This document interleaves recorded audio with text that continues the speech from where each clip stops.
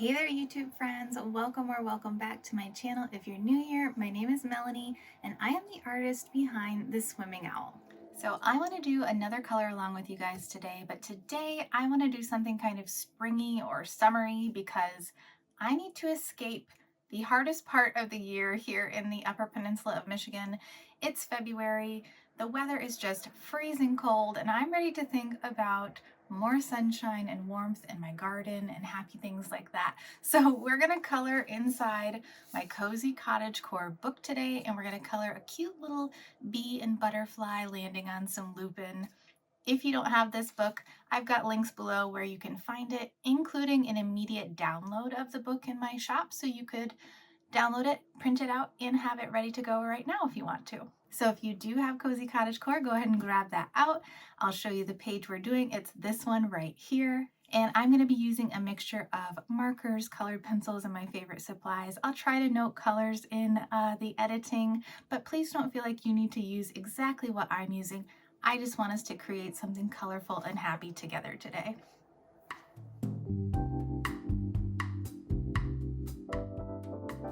All right, we are ready to color. So like I said, I am starting off with my alcohol markers. These are from Ohuhu, and I am noting the colors of the markers that I'm using up in the left corner if you're interested, but please feel free to use any colors that are speaking to you.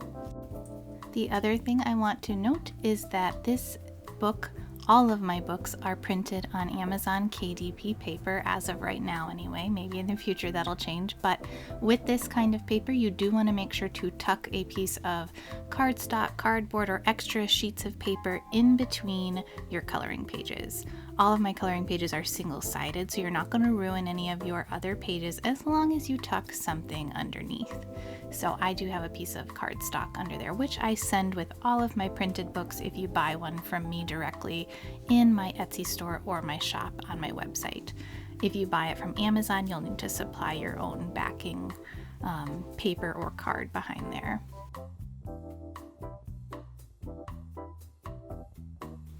Okay, so back to the fun details of coloring. For this specific page, I wanted to make this floral part very colorful with pinks, purples, and a touch of blue. So I'm starting with a light pink that has a bit of a purpley tone to it as well. And I'm gonna brush this in over the entire thing. I could have probably just very quickly done that, but I kind of like the texture it gives when I do these kind of flicky strokes like this.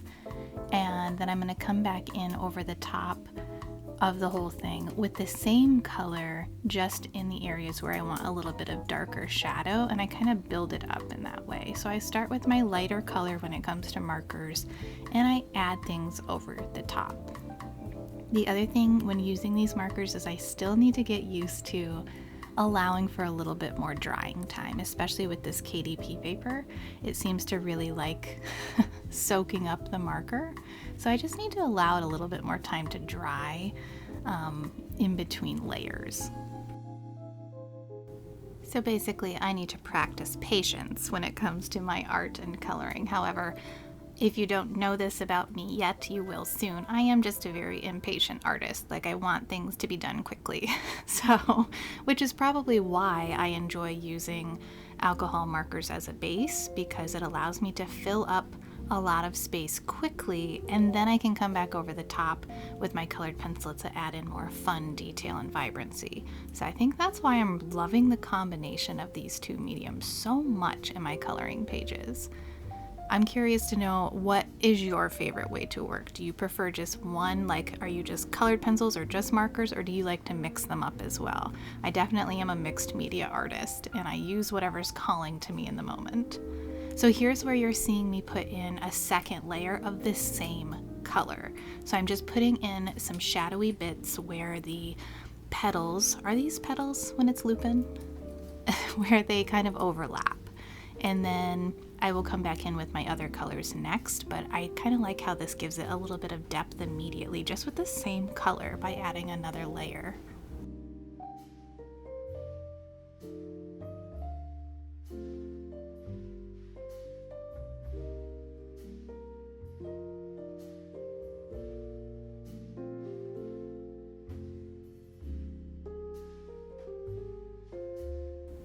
The other thing I love about these markers is that it feels like a little bit like painting, like watercolor painting, because of that brush tip on the end.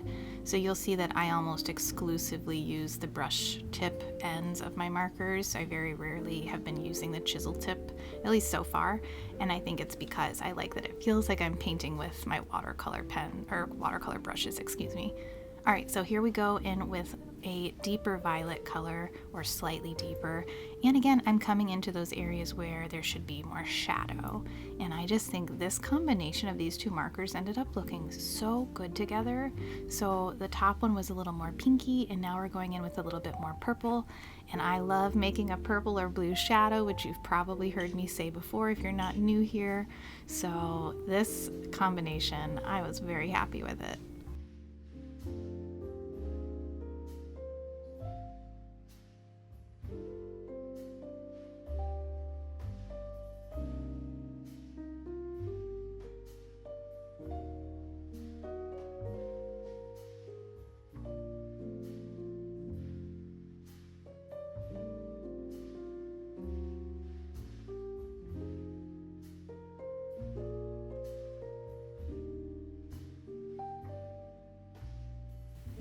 So one of the things I was working on with this piece of lupin here was I was trying to make sure I didn't have every petal, again, not sure if we're technically supposed to call the individual little flowers petals, but I was trying to make sure they didn't all look exactly the same or uniform. I wanted there to be variation in each one because I think that will look a lot more natural and believable. Not that we need this to look realistic, it's for fun, it's a coloring page, but I like to kind of play between those two realms of slightly natural looking, but also very colorful and fun and playful. By the way, you may occasionally hear my bird. If you're new here, if you are not new here, you already know this. If you're new, my bird's name is Promise or Promi, so you can just say hi Promi every time you hear the little squawks and squeaks. She is going to just make some noise here and there, and I can't really edit her out, so we just say hi and accept it and embrace it and move on.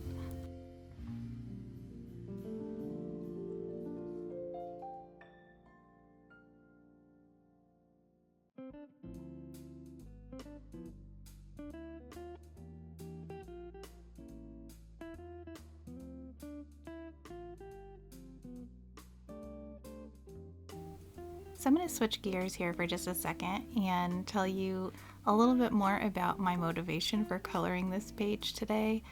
I live in the Upper Peninsula of Michigan, if you don't know that already, and it's very cold and wintry here right now. We are in a tough time of the year where it kind of feels like winter is endless, and we've been in these below zero temperatures for what feels like a very long time. So we're talking, -15, -20, those are, just normal. And it makes it where you just don't even want to be outside. And there's very little sunshine a lot of the time. So it's just a hard time of year for me personally. I know some people enjoy that. I still like to have some sunshine and warmth, and I love to garden, and those things keep me going and knowing that that is coming soon. I just have to hang on a little bit longer. But by coloring something like this, it brightens my mood, makes me feel better, it gets me thinking about my garden, just starting to make those decisions of what do I want to plant this year, what am I gonna do, so that's why I really wanted to work on this page. It got me thinking about spring and summer and knowing that this season will come to an end, it will pass, it feels endless, but it's not. It's just the time to kind of rest, recharge, make plans, and do some very happy coloring. So that is why we are tackling a springy or summery picture right now in the dead of winter, because I needed this to brighten my mood up. Do you do that? Do you like to color things that are just specific to the season that you're in, or do you occasionally need to change it up and color something totally off season to change up your mood a little bit? Are you a seasonal colorist, or do you color on vibes and what you need for your mental health at the moment?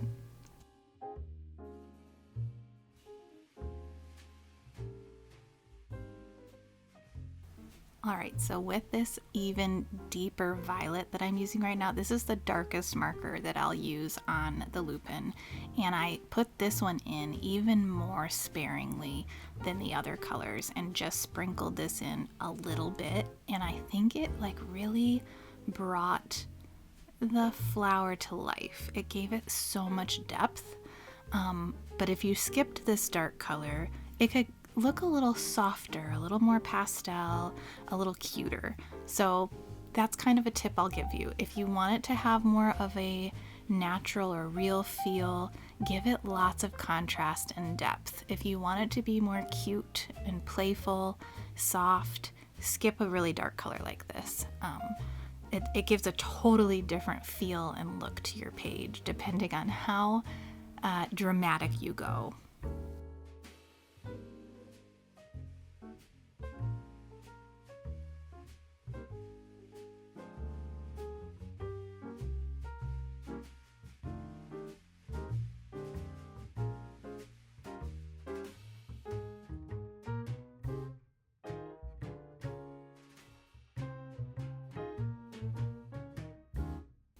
All right, moving on to the stem of the flower, I am going with a really bright green here, and I'm doing a very flicky type motion with my brush tip to give it a lot of really good texture in there. That way it's not perfectly smooth in all of the areas except on these thin ones. Because they were so thin, I knew that if I tried to do too much flicky movements, I would end up super duper outside the lines, which there is nothing wrong with that. However, I was trying to stay somewhat inside the lines on those. And again, a little bit more of a flicking motion, but this was my shadowy color for my stems, and it's much more blue toned. And I think that worked, this combination worked really well for the stem. And I'm gonna add a lot more color to these with my colored pencil. So I just went with a really bright light green and then more of a bluish in my two marker colors. And now we are moving on to our main characters, our bee and our butterfly. And so I started with a very pale yellow color, and I put this in on both the bee and the butterfly. That way there was some unity between the two. So the yellow of the bee is going to match almost the entirety of the butterfly will be in this pale yellow color, and then I'll build on top of that. But I think by making sure I use this same color in both, it helps pull it all together and make it look like they belong in the same page together. And you're also going to see me sprinkle a little bit of yellow colored pencil on the flower itself, which again helps pull everything together.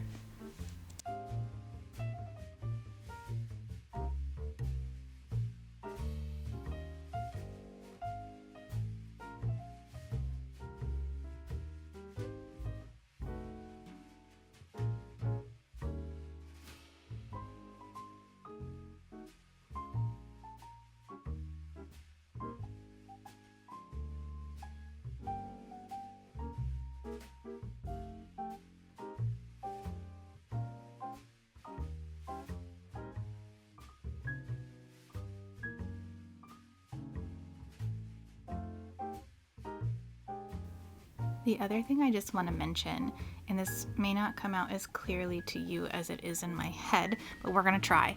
So I know that the bee and the butterfly might seem a little intimidating for people that don't like to color tight detail, and I don't really like doing that a whole lot either.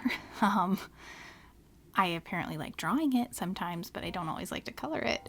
And I don't worry about all of those fine, finicky little detail lines in the butterfly. You just saw me color over the entire thing with one color. And then I'll come back in with some other tones and colors and give it more detail, but I'm not gonna worry about every tight little space within the bee and the butterfly. I'm not gonna worry about getting each one looking completely different and making each specific area stand out perfectly. Like, I'm going to color in the big shapes mostly different or slightly different colors and worry more about where I want areas to be light, where I want them to be dark or in shadow. So I don't know if that helps or if it makes any sense, but you do not need to worry about all of those tiny details and fine lines in the butterfly. Don't let it intimidate you. You can still fill it with color and kind of ignore some of those lines, if that makes any sense to you at all. I'm trying to make it make sense, but maybe just watching how I color it will help. I think that's the other thing I liked about using marker on this butterfly was you can't be super detailed necessarily with these markers because they move, the alcohol marker moves in the paper and tiny details are nearly impossible. But if you were using colored pencil, I could see how it'd be even more intimidating and you might feel like you need to put in a lot more detail and color tightly inside the lines. But the marker allows me a lot more freedom and to just say, well, who cares? We're going to color this entire chunk in, even though there's a lot of separating lines in there. We're just going to consider them like little suggestions, not stop lines, right? Like, feel free to ignore some of the line art.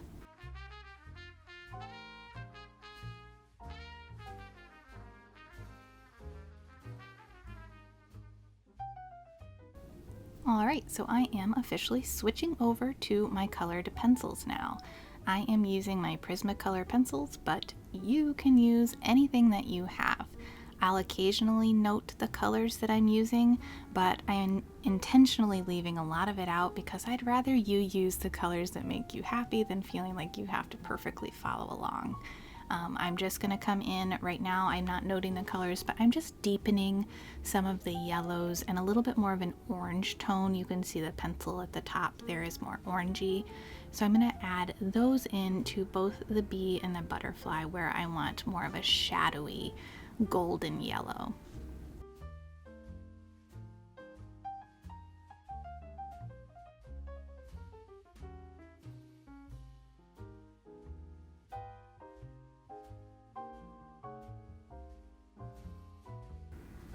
Alright, we are much more zoomed in now, and now you can see I am not paying any attention to all of those teeny tiny lines inside the wings. Do you see how I'm just adding more depth into the big shape of it instead of all of those teeny tiny separating lines? Yeah, so maybe that'll make more sense, and maybe hopefully if anyone was feeling intimidated by that, you can take some inspiration from this. Okay, now we've switched over to one of my absolute favorite colors. You probably have heard me talk about it before if you've joined any of my other color alongs, mulberry. Mulberry is such a happy, joyful color, at least for me. Maybe you hate it, but I really love it. I add it into most of my artwork at this point. And I think it added a really nice like richness to this butterfly and the bee. I'm going to use it on the bee instead of black or brown. I'm using mulberry and then building on top of it, which ended up being a really fun and interesting choice. When possible, I like to avoid using black or too much black, and I kind of like to see it as like this challenge of how else can I create depth without using black, just because it sometimes feels like the black flattens things quite a bit, and I just love color so much. I love super vibrant things and playful color, and so I like seeing if I can combine other things to create a super dark effect. So on the bee, like I just said, I'm starting with mulberry, and then I'm gonna add, I think it was called like black raisin, but it wasn't black, okay? Or something along those lines. Maybe black grape, or it was something like that. You're gonna see, I think I make a note of it here. And by combining these colors, instead of just using a straight up black colored pencil, it looks so fun, especially in person. On camera and photos don't quite do it justice, but I ended up really liking the combination of those pencils and the color I was able to create on the bee. It kind of gives like a reflective quality to it. Like the bee is reflecting all of these different tones around it.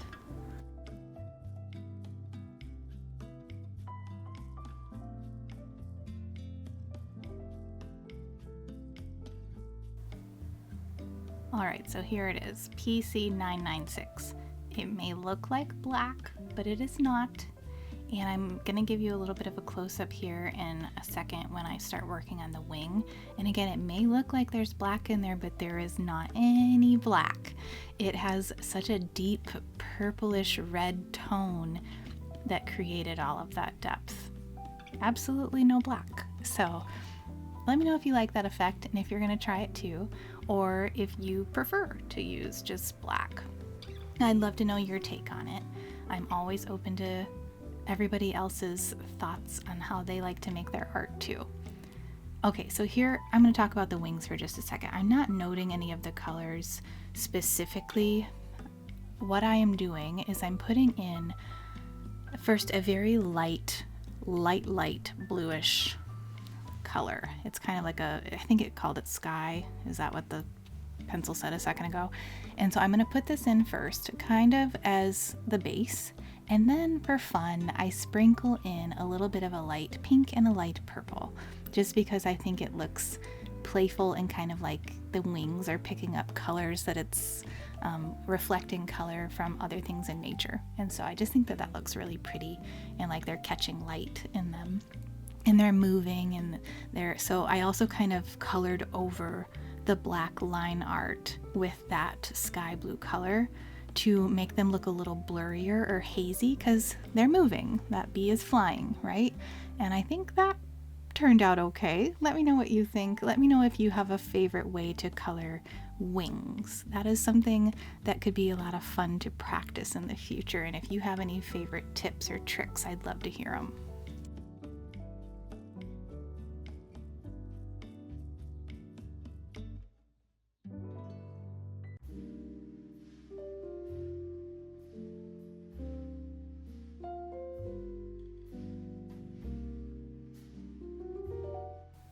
Okay, so at this point I start to just really bounce around the page a lot, which I mentioned in my previous color along of the cute little squirrels. I really like to bounce around a lot, and so it makes it really hard for me to note exactly what color every couple of seconds that I'm using, because I'm just really grabbing colors intuitively and putting things in where my eye is like, you know, that needs a little more attention, or this color feels a little out of place because it's only in this spot, so I need to sprinkle it over here to balance things out a little bit. And so this is something that just comes with time and doing a lot of artwork and coloring a lot. It's something you'll start to develop your own instinct for, and you'll find colors that make you really happy that you want to throw into your pieces. So it just didn't feel super worth your time for me to be switching up the color on the screen that I tell you that I'm using every couple of seconds. I get a little bit chaotic at this stage where I'm, again, bouncing around from one spot to another.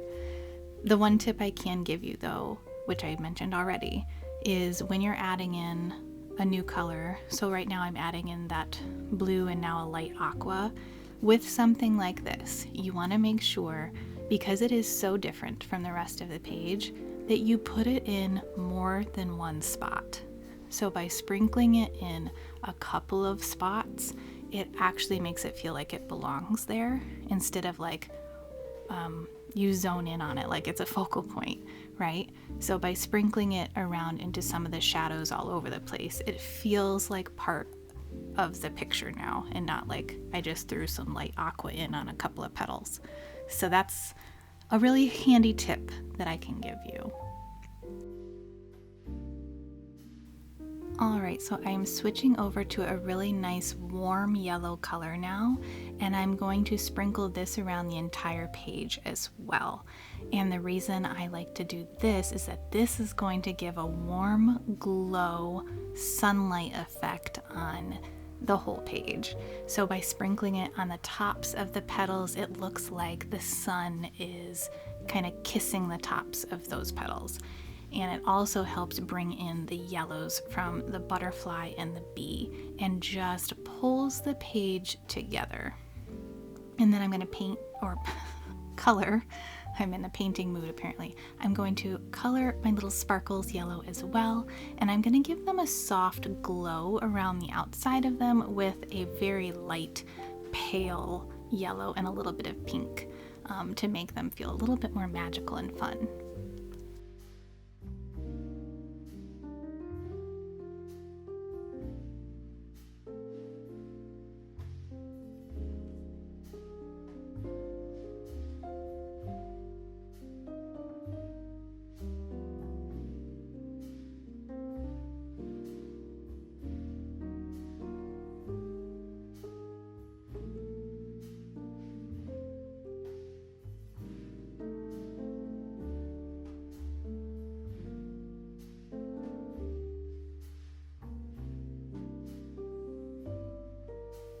This is one of those effects that's not going to show up super well on camera, but in person it makes a lot of difference and looks really good and adds a bit of like atmosphere to the background. I know some people might look at a page like this and say like, what the heck am I supposed to do for a background? And for me, I kind of like leaving it plain and letting the image pop off of the white background. Let it pop off of the page. So don't feel like you have to put in some elaborate background on every single coloring page. It still looks amazing without it. You can add a little bit of an effect back there by doing this kind of soft glow with those little speckly atmospheric bits and sparkles back there, and let the background be if you want to.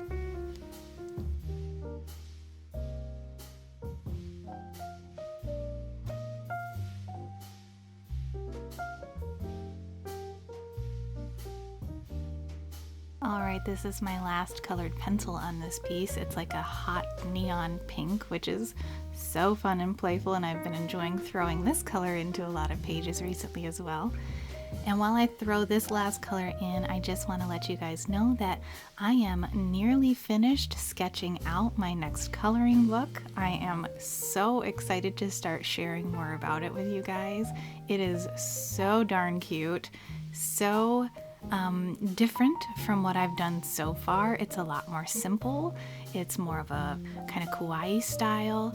Imagine kind of getting lost in a totally made up whimsical world where little homes and cottages and villages exist in places they wouldn't normally. So get excited for that. It's coming soon. Make sure you subscribe here or join my newsletter email list to stay in touch so you can hear about that as soon as it's ready. I'm just so excited to share it with you guys. So now we are adding in my final Posca pen details, some of that white ink basically. And this is always one of my favorite steps. I'm going to cover up a little bit of the line art with this pen, which I think is a really fun effect.